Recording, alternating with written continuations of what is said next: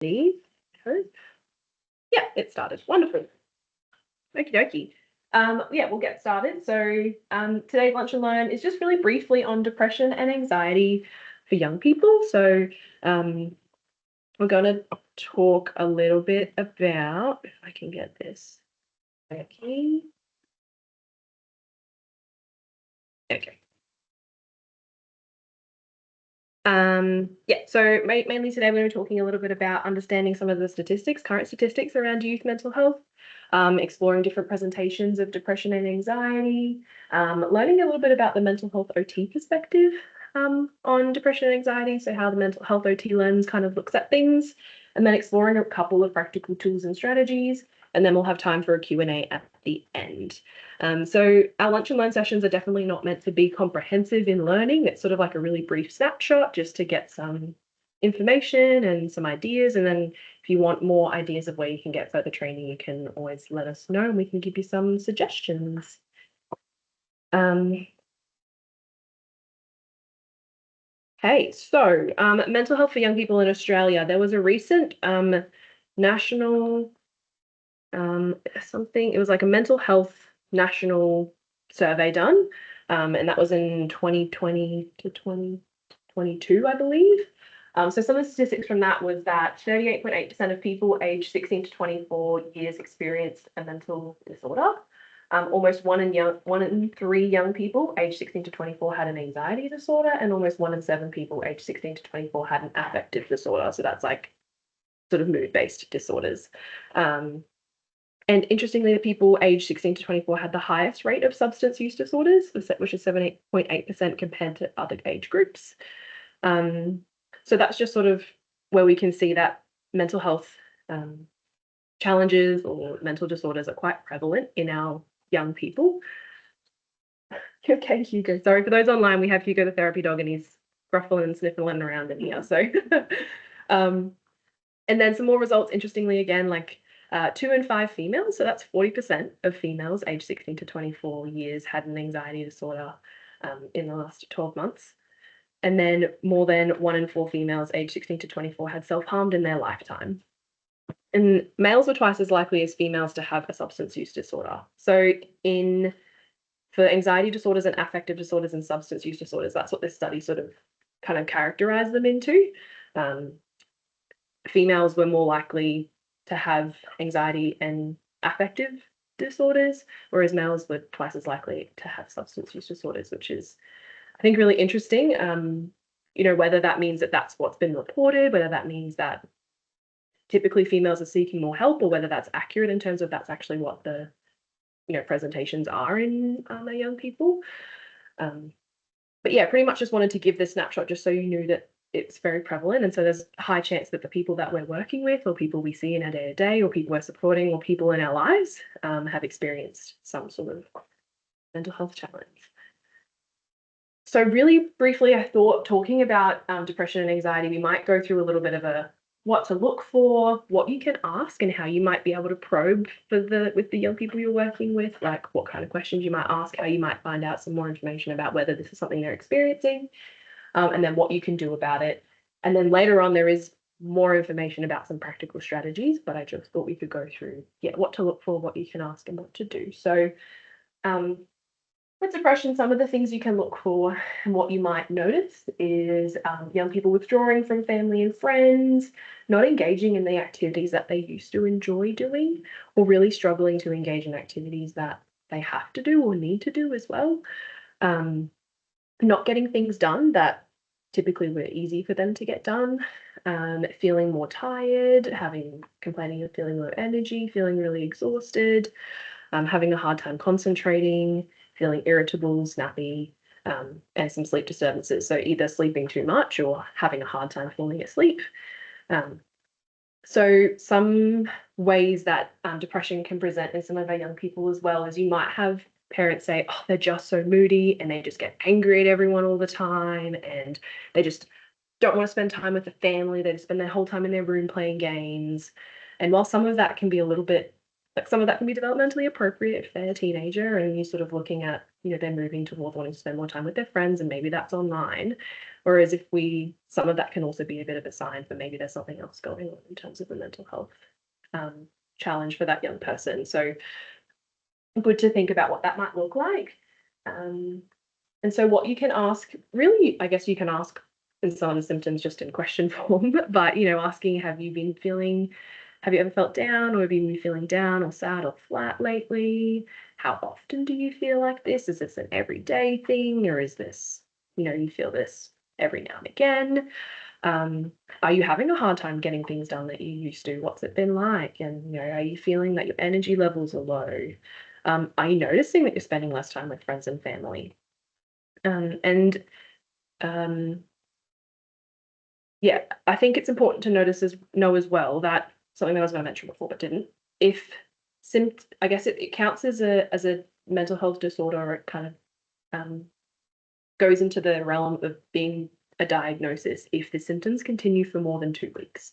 So if you have a young person come in, they've had a really hard week, maybe they've lost someone, or there's been something going on at home and they've been feeling really down and it's kind of gone for a moment, or they've had a couple of days, or maybe there's been a few days in a row where they've been feeling like this, that's kind of normal, and we can provide them support to get through that. Like that's a hard time, and it's absolutely valid to feel sad and have those hard times. But I guess depression is different, is when you're feeling sad for a long time, like 2 weeks or more, a prolonged period of feeling really down. And I think also it's important when we're asking young people if we're concerned about their mental health to ask about suicide and self-harm.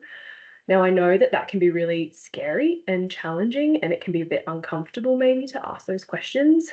And sometimes I know I was definitely guilty of this when I started in mental health. I was like, oh, I kind of want to ask, but I don't really want to ask because I don't want them to feel uncomfortable, or, I don't want them to get ideas or anything. But the research suggests that the best way to ask is to ask really directly.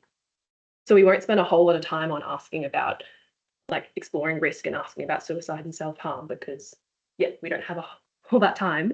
But I think, yeah, just asking a young person like, hey, other people, when they feel really down like this, they can have thoughts.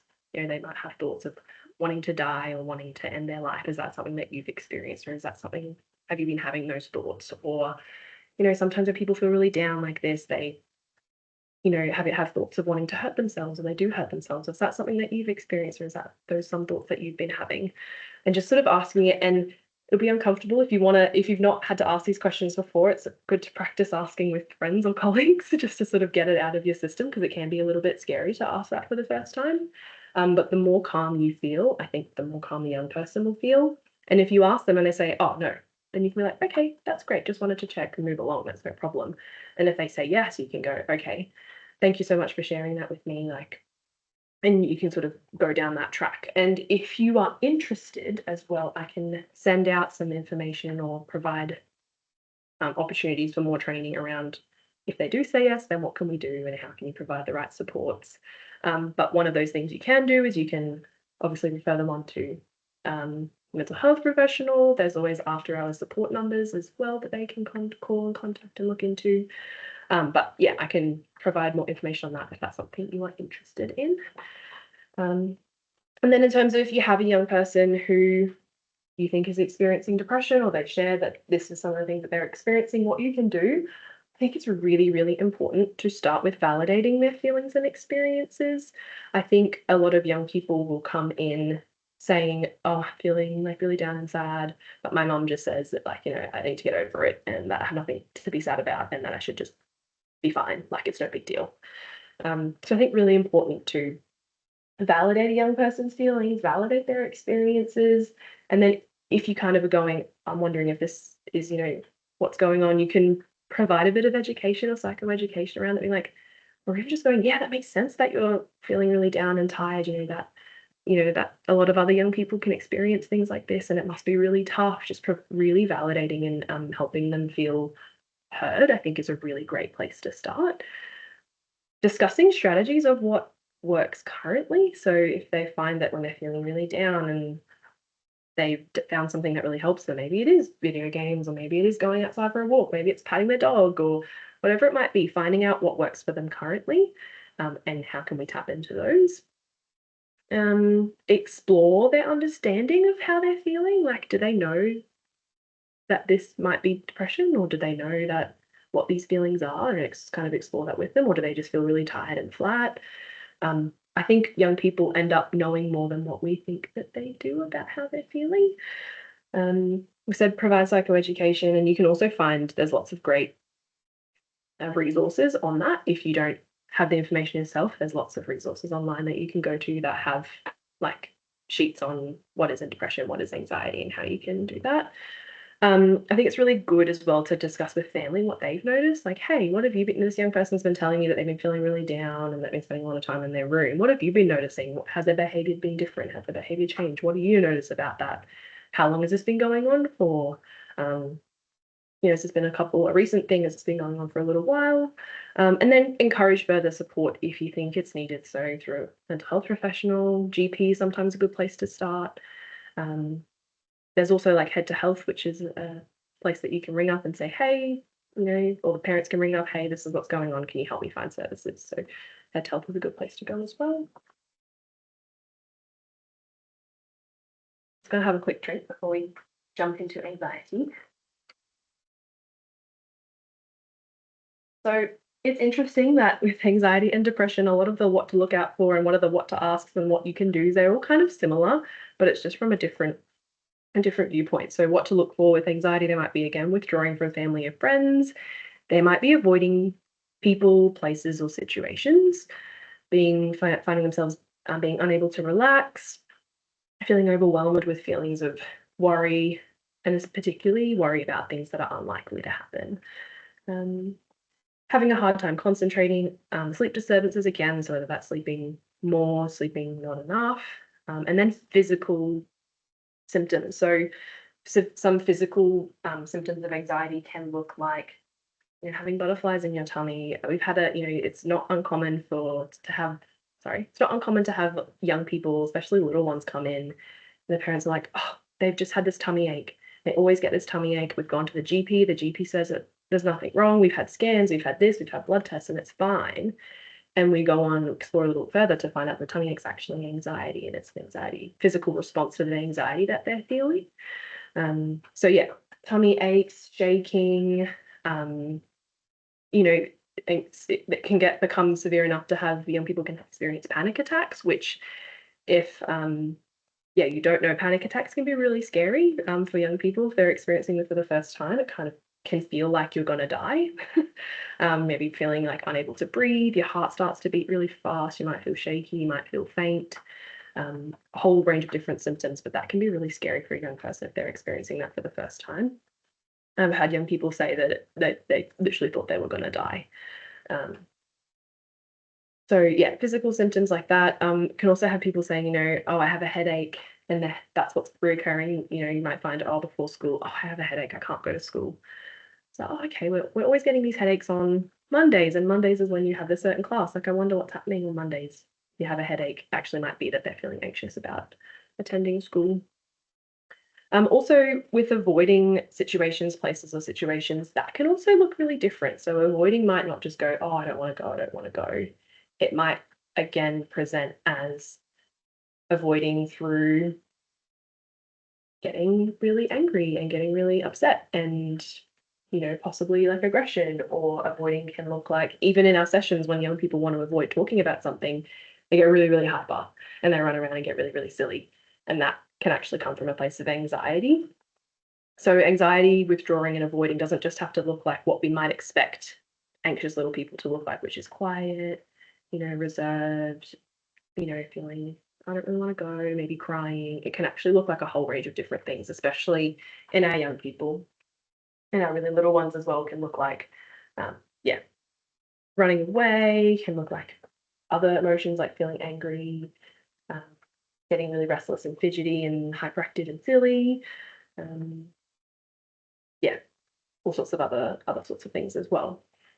And then what you can ask, similarly again to what we're talking about with depression, you can kind of ask about some of those symptoms, but in question. But the things that have been worrying you a lot lately, Have you been having trouble doing things or going to places that you used to go to? Have you been sleeping differently? Have you noticed any physical symptoms? So you may not be able to say, have you noticed any physical symptoms, but hey, do you find that you ever get like a really sore tummy before you go to school? What's that feel like? Or, you might ask the parents as well. Something you can ask the parents, do they ever have times where they kind of unexplainably have a headache or a sore tummy or complain about this or that? And then again, even though we sort of often link suicide and self-harm thoughts to depression, it's also helpful to ask with anxiety as well, because especially when anxiety is really, really severe, that can still lead to some of those thoughts of suicide and self-harm as well. Self-harm can sometimes come for young people as a way of soothing, so that could be one of their coping strategies perhaps. So it's again also worth asking if that's something that you're concerned about. And then again, similarly to depression, it's about asking these questions. And if you see these symptoms, but they're going on for a prolonged period of time over multiple different sort of seasons and reasons, that's when it might be anxiety. But some of these things, like feeling nervous or having butterflies in your tummy, they can be normal stress responses or normal when you're nervous about doing something. Like I was nervous about presenting this, and so I definitely felt butterflies in my tummy all morning because I was nervous about presenting this. And so having these moments of worry, or maybe something big is coming up, they might feel worried about that. That might be appropriate and normal. But when these symptoms kind of go on for a prolonged period of time, not just about one specific situation, that's when it might be anxiety. And then what can you do? Again, validating their feelings and experiences is really, really important. Helping them know that, that's really understand that you would feel really worried about that. That makes sense. Or like understanding, again, exploring if it, say for it is example, it is about school. Oh, I'm feeling nervous about school. Oh, okay, tell me about that. Like, what is it about school that makes you so nervous? They may not know. They may be able to tell you. They may not. And then again, validating that. If you can identify any specific triggers, and then that might help us work on it. So if it is school because there's a bully at school, or it's school because we do math at school and I don't understand math and math is really hard, it makes me feel really silly. And so that makes me really nervous and I really struggle going to school. Or if there are any other triggers, that's really helpful to explore. Again, what are current strategies that work? What have they tried? What's worked? What hasn't worked? And why? If you can get a bit of information around what that is. We have, young people come in, oh, someone told me to breathe and I hate breathing. Like, just don't tell me to breathe.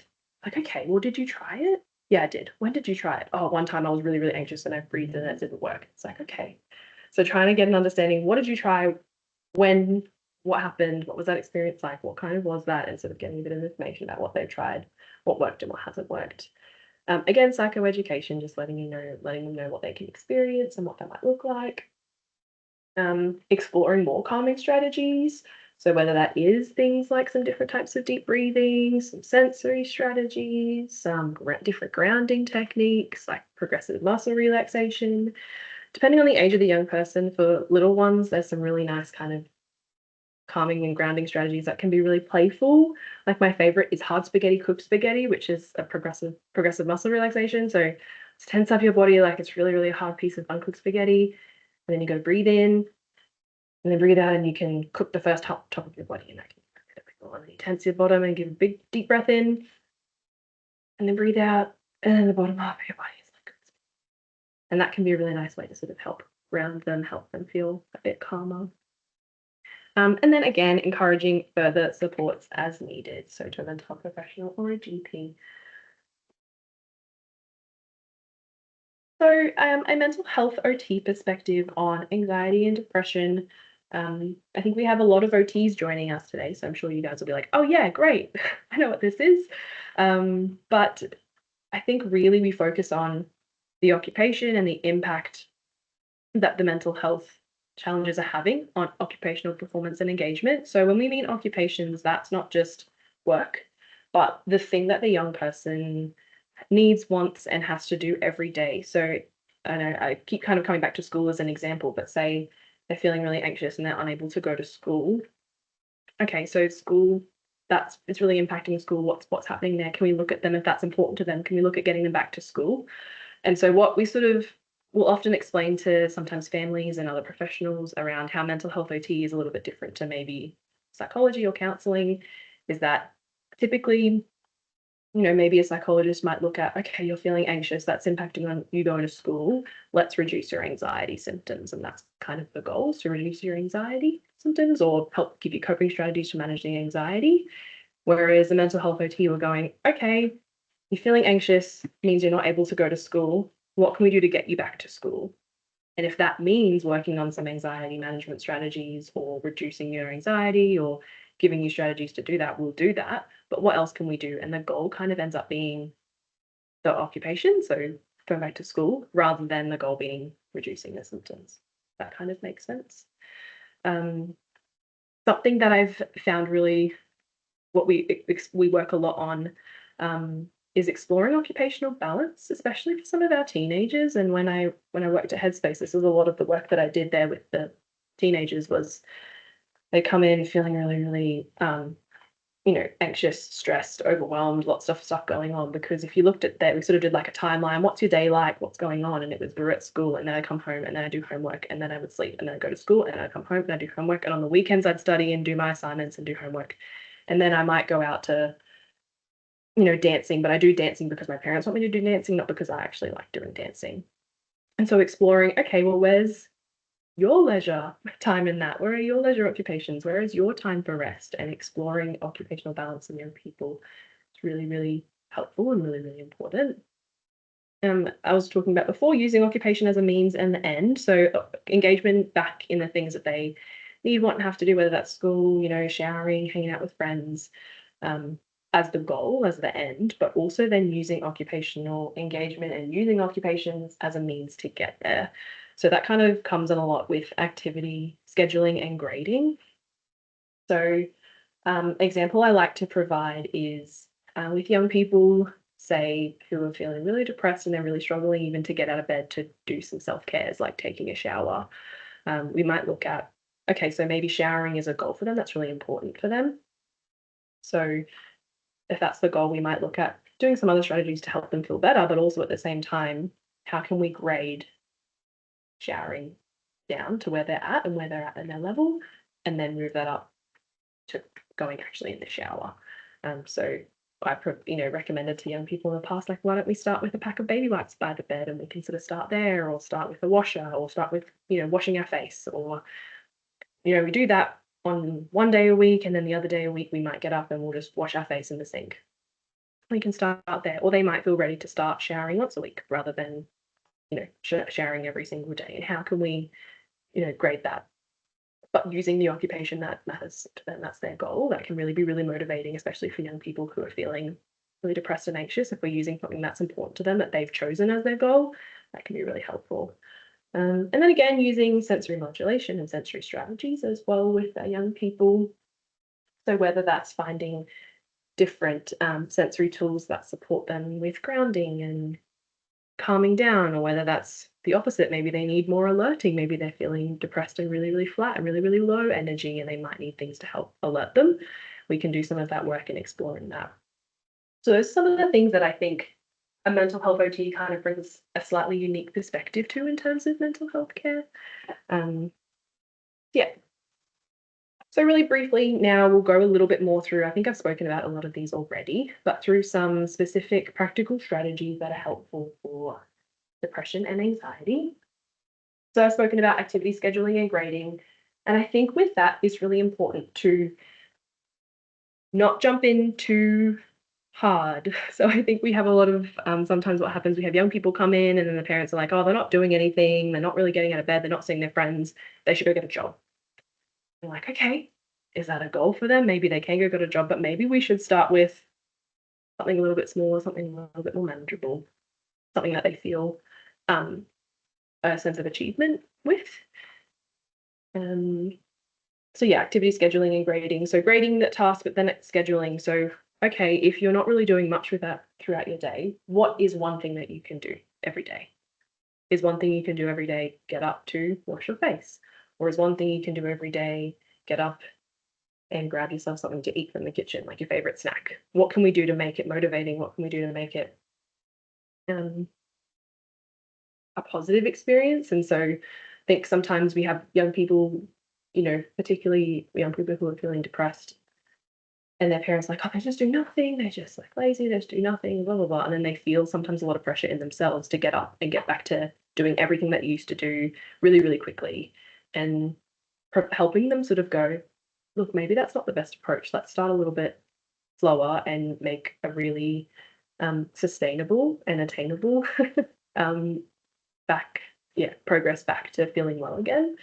So starting with, and if that means starting with the things that are important to them. I've had a young person, they liked to play the bass, and I was like, okay, well, can you play the bass once this week? Like between now and next time I see you, whip out the bass at one point. I'm like, oh, but that's so silly. That doesn't mean anything. That's not going to help me get back to work. And I was like, yeah, actually will. It may not seem like it will, but if we can get you doing something, let's start with that and we'll go from there. And you see really good success when they're feeling that sense of motivation. It's like, oh, I can get up and play the bass. I played the bass twice this week, Megan, between our last session. Yeah, that's great. You did that like of your own accord. That's fantastic. And then again, sensory modulation, which we're sort of speaking about. So for depression, it might be around giving them strategies to calm down if they're feeling really distressed about their sad thoughts, and particularly if they're having really distressing thoughts about suicide or self-harm. That can be really helpful. Also, then sensory modulation in the other way, maybe using some strategies to help alert them if they're feeling really flat and low energy. And I think next one is really important, involving the young person really heavily in intervention planning and strategies. I think that that's really, really important, particularly for our teenagers, but also for our young ones where possible.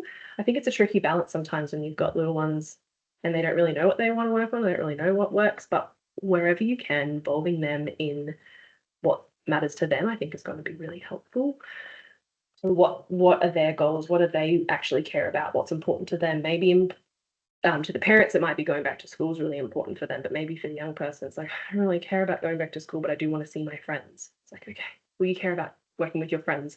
I think it's worth working on that goal first to getting some traction with that, because if we see them being able to go and see their friends, that's likely to then improve their mood and well-being, which then is going to probably make them feel better. That means we can later on work on going back to school.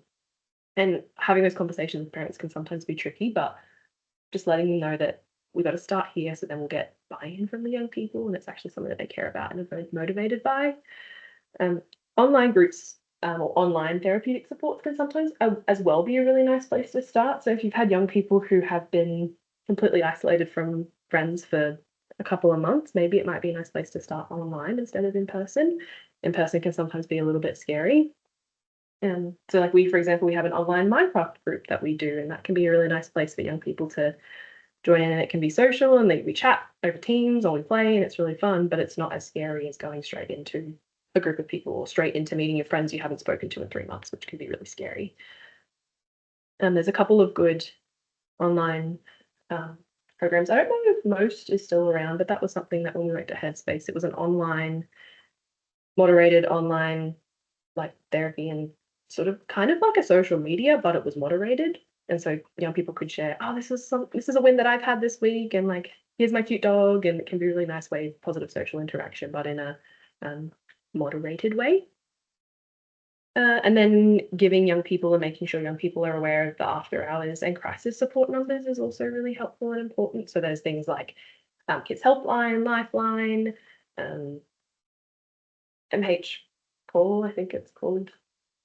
We all have a list of them, which I can share with you. And there's also Parent Line as well. So if you have parents who are really concerned about their children and concerned about their children's mental health, Parent Line can be really helpful and a great support for them as well. And then again, family education. So making sure that the family are aware of what's going on, helping provide the family with some psychoeducation around what's happening for their young person. So if that is, they're feeling depressed and it's like, oh, they're just lazy, you might be able to kind of provide a bit of gentle education. Maybe they're not lazy, but this is sort of what's going on for them. And then again, if they need more support with that, there are other sort of services and places that they can go to seek more information. And then a place like Parent Line can be really helpful as well. Okay, let's now have another quick break. And again, strategies for anxiety is similar to depression, but sort of with a different approach. So activity scheduling and grading can be really helpful for anxiety, but in terms of providing gentle exposure back to the things that the young people need, want, have to do. So what can happen a lot with anxiety is that feeling anxious about something, so we avoid doing it, but then the avoidance kind of exacerbates that anxiety, and it sort of continues and it can grow it. So what we want to be doing is, okay, we're really anxious about school. Instead of just going, okay, well, you don't have to go to school anymore. What can we do to support them to go to school? In different ways, whether that is the morning is the best time to go to school. So let's go to school for an hour in the morning, or, after first break is the best time because it's really clear structure. So let's go for the middle section of the day, or want to go to school, but, I'm worried about, finding ways that we can slowly grade up into doing the things that are difficult. And exposure is a really challenging area because you want to encourage our young, anxious young people to engage in the things that they are avoiding, but at the same time, you don't want to push them so far that then it's really distressing for them.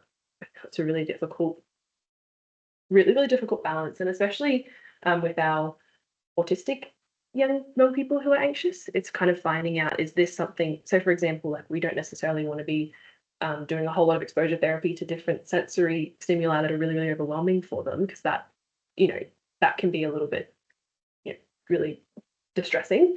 But maybe if it's school's really scary because it's really noisy and then I'm avoiding it and that makes me anxious, then we might be able to find ways to sort of support that. So it can all kind of play in together. It can be a little bit complex, but finding a nice way to gently help them get back to doing the things that are important for them to do. And then again, sensory strategies to support grounding or calming. So a lot of my young people sometimes will go through and see if we can find something from every different sense that works. I think we would typically go for maybe some fidgets, like tactile things, weighted blankets can be really great. But I think sometimes we underestimate the power of visual things, for example. So in here we have a sensory room and we've got a whole lot of nice lights and things like that. And sometimes I bring young people in there, and they just sort of just watch them calm and relax, and they're just watching and following, like visually tracking some little light that are flashing in there, or they just find it really, really soothing. So I think exploring a whole lot of different areas and a whole lot of different senses to try, and even food, like different types of food might be helpful. So really intense flavors might be really good for them. That might be too overwhelming, or it might be really helpful, or different smells, or cold water could even be things like just finding different ways and different strategies to support and helping them feel grounded and calm, particularly when they're feeling really, really anxious and they need to find themselves feeling a little bit more present with themselves and the current time. And again, involving the young person heavily in intervention planning and strategies, really important. And that kind of ties in really well to the gentle exposure thing. So if we're going to be working on exposing our young people to the things that make them anxious, we want to make sure that they agree that that's important and that that's a goal for them. So if we're working on helping a kid go to the shops, but they actually really don't care about the shops at all, they'd prefer to go to the park with their friends, then maybe let's not work on the shops, let's work on the park first, because if that's something that they care about. If that's something that's uncomfortable for them, we want them to be uncomfortable for something that they actually want to be able to do. And then again, family education can be really helpful. So providing education around what anxiety can look like, and talking about beforehand, we're talking about what some of that avoidance can look like, letting them know when they get, really silly and hyper and crazy, that actually might be them avoiding an uncomfortable feeling that they have in their body. That might be them avoiding something that's going on, or they're getting really, really angry. May not necessarily mean that they're angry. It could actually be coming from a place of feeling anxious or worried about something that's happening. Cool. Well, that's all of the, I guess, stuff that I had on the slide, or written down to discuss. But now I'd like to leave it open if anyone has questions. I'll try my best to answer them. And if I don't know, I will try and find information to help answer. So yeah, any questions? Feel free to jump out with anything. It doesn't have to be, anything. When you're in that information gathering stage, because I know you've talked about involving the young person in the intervention planning and strategy sort of time, but for the information gathering, do you find it helpful to have them involved there, or do you kind of separate that out to get each, like the family member's perspective and the young person's perspective? I think it really depends on the young person. I start out as I want to get information from the young person and make sure that they feel involved, and make sure that they feel that they know that opinion actually really matters to me. So, for example, in this space, I know, sorry, the people online, you can't really see it. We have a big therapy room, and then off to the side, we'll kind of sit them in there with mum or dad, young person, grandma, whoever it might be. And then I offer them, hey, I'm going to ask a whole lot of questions about what's going on. You're welcome to sit and you're welcome to answer them yourself, or I can just ask mum if that's, or dad if that's more comfortable, or we can ask and then you can come out into this playroom, play around, and if you have something to add, you can jump back in. And so depending on the young person, I might often ask the family as well, what do you think would work best? Or what would they prefer? But I find it really important to start with making sure, start with the young person. And then if you find that you've gotten all that information and you're like, there's more missing, then you might want to go back and, if you can, like find another session. I don't know. Sometimes it's difficult in different situations, but having a phone call then to gather the information that we've missed, or having another chat with parents later on about some of the stuff that you don't quite understand. Yeah, does that answer the question? Yeah.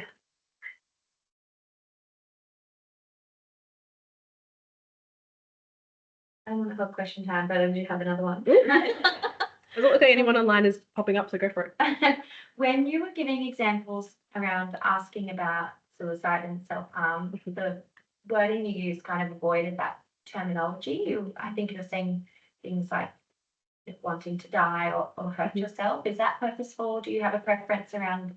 You can use, wanting to die, or so talking about suicide, we want to ask, having thoughts of suicide. Some people may or may not know what that necessarily means. So having suicide or wanting to die or wanting to end your life, and being really specific around that.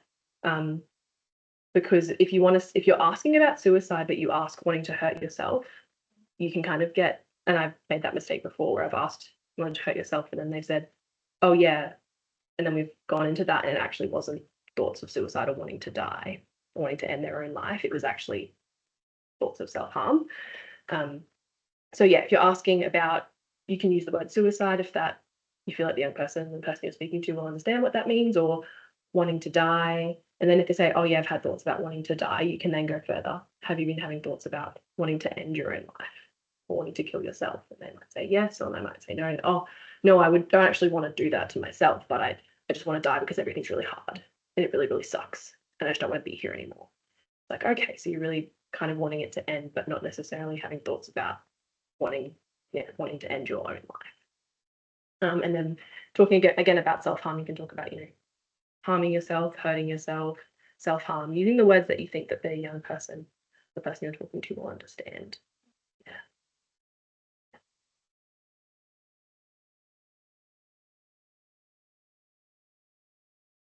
Any other questions? Any questions from online? You're welcome to just unmute yourself and ask.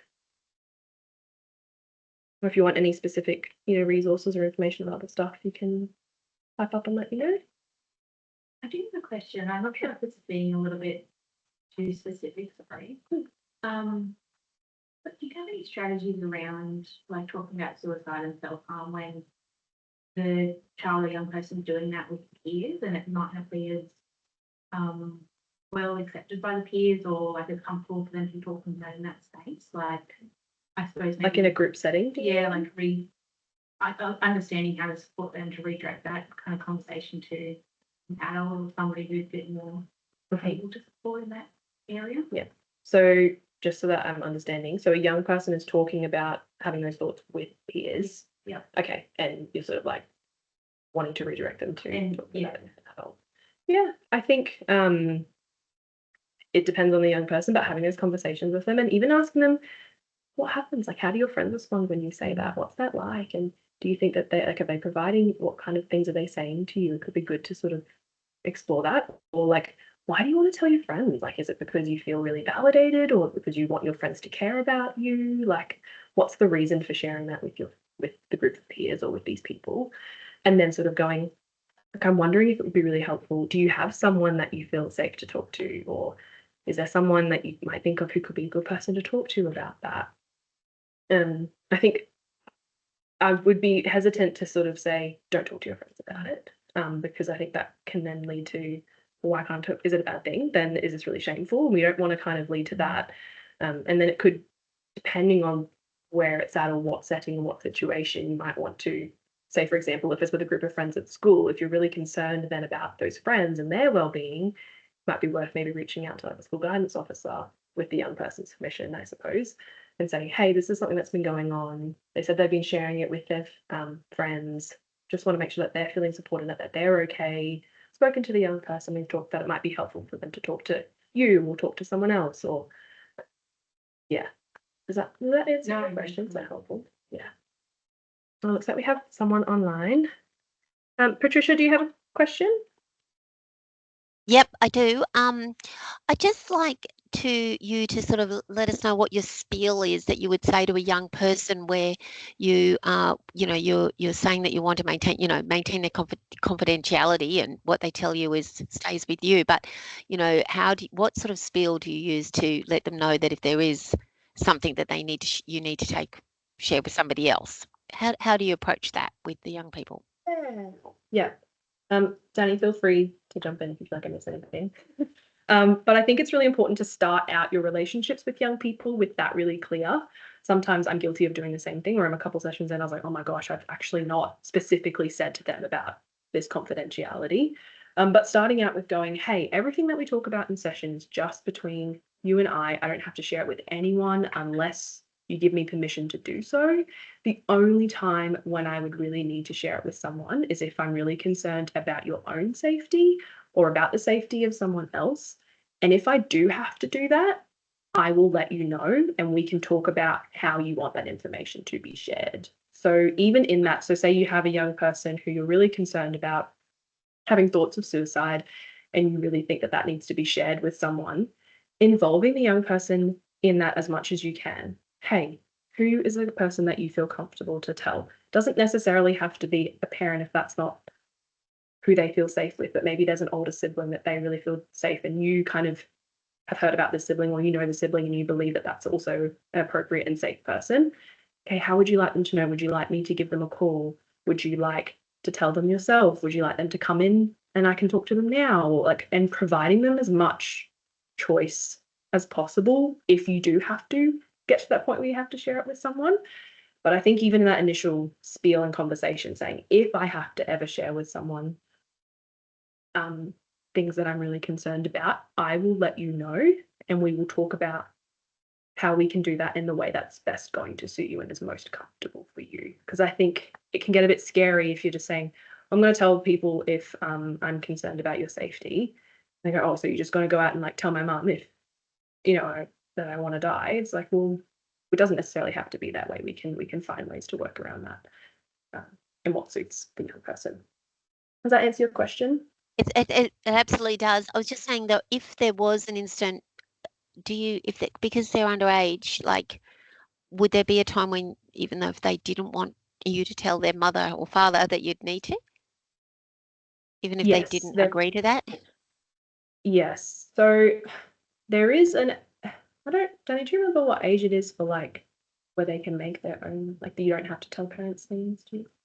There's an age of like, Is it I've forgotten 16? what it is off the top of my head. Is it? 16 or 15 of like you're able to give mature minor, kind of you're able to give your own consent, but then it comes to a point, even if they're like 18, for example, and they are having thoughts of suicide and they have a plan and they have intent and we're really concerned, like whether they're 18 or 16 or 25, like we would probably have to go and share that information with someone to make sure that they stay safe. But yes, again, depending on their age, like if they're 12 and having these thoughts, I'd probably, or even younger, I would probably want to be having that conversation with the parents. But again, talking with the young person about how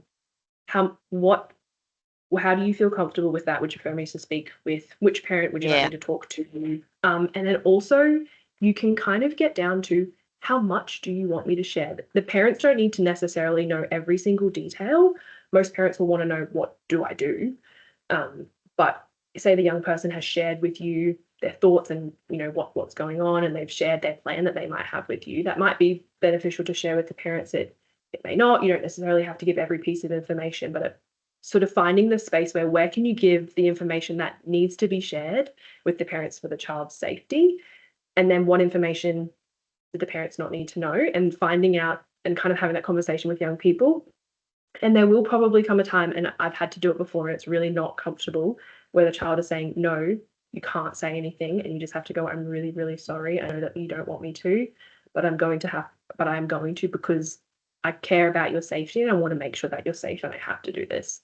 And that's really gross and horrible and uncomfortable to have to do that. And you kind of rupture a bit of a relationship there, but depending on that relationship, sometimes you can kind of get it back and sometimes you don't. But you sort of come down to going, where can we kind of find a middle ground? And sometimes you go back and forth until you can find a place that sits really comfortably. I think,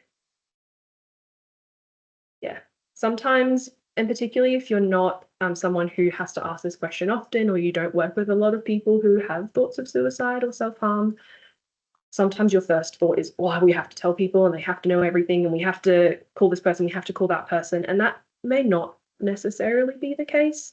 If you feel that you're able to do a safety plan with the young person that's really robust, and that there's a safe person in their life that knows, and you're not concerned that there's risk of them following through with any of their plans, that may not necessarily be that the parents need to know, especially if that relationship is rocky or a bit tumultuous, and where sharing with the parents may actually lead to more challenges than benefits. That's also another thing you need to keep in mind, like what's the relationship like with mum and dad or with grandma or parent, and finding that balance between Thank you very sharing and not much. sharing. Thank you. No, that's okay. Any other questions? Just touched on the safety plans. I know there's a lot of frameworks and templates and apps and things to help support those kind of conversations. Do you have any that you recommend, or guidelines that you kind of help structure your conversation? The safety plan sort of template, you can find a lot online and there's different apps. I think the main things to go through is if there are specific times or triggers, like what happens before these thoughts, what thoughts sort of come in, what can we do to help when they come, like calming strategies, grounding strategies, what can we do to help, who can we talk to, who can we share this safety plan with, and then what do we do if we need more help. So making sure that it's really clear there's after hour support numbers you can call 000, and making those really, really clear. Danny, do you feel like there's anything that I missed in that? We used to put like, What do you look forward why to? are you still here? That's right. Or like what things do you have to look forward to? And often it's like my pets, my friends, but that's enough sometimes. Protective factors. Protective factors. Yeah. I knew there was something I missed. I was like, I'm missing something. Yeah, protective factors. And sometimes it's, there's like a video game coming out in a couple of months that I really want to play. It's like, great, awesome, there's a video game. Let's put that down. That's really important. And so when they're having those thoughts, we go, I really want to play this video game. I really care about my pets or my parent. I really care about my family. So that, yes, that's actually a very important one that we want to put down. Yeah.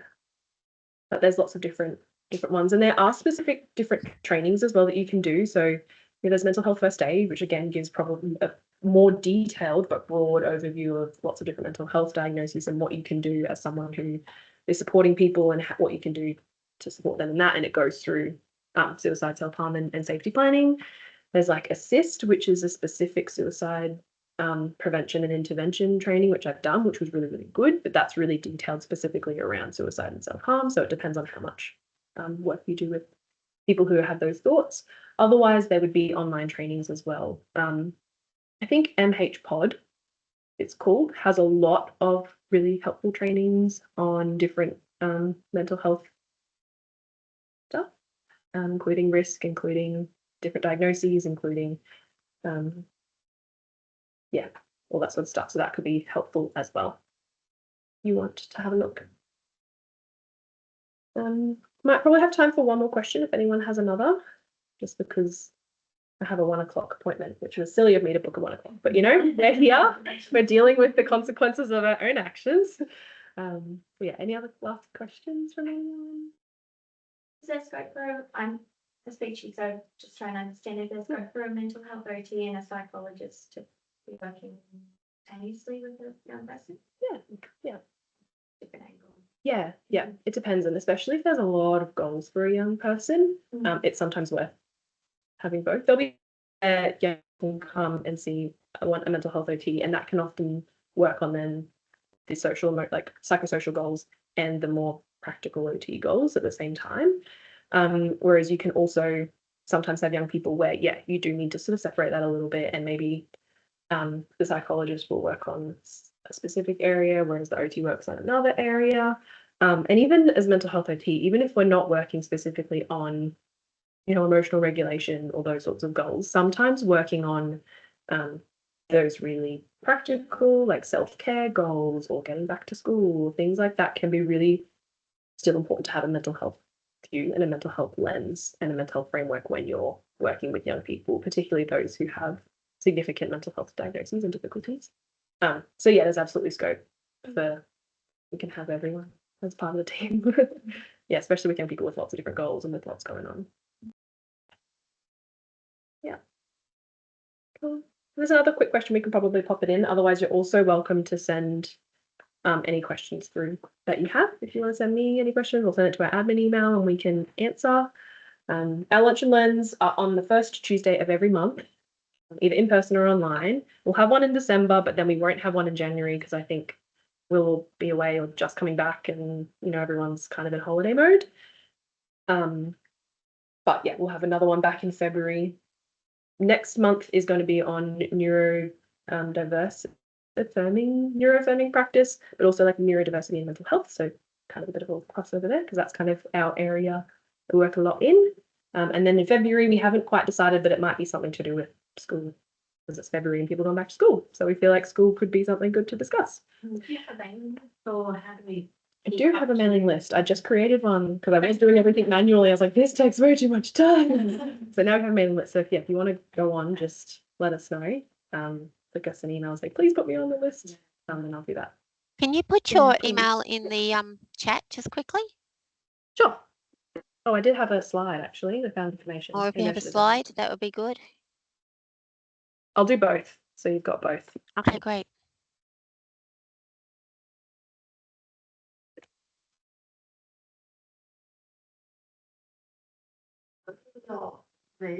Yeah, go for it. Yeah. Thank you very much. Please. I want to go in there. Okay. All right. Well, I might stop the recording here and I will say goodbye to those online. Thank you so much for joining us. And we'll see if you want to join us next month on, I think it might be the 3rd. I don't know, whatever the first Tuesday of December is, and we'll see you then. Thanks so much. Thank you. Bye-bye. Thanks, Megan. That was great.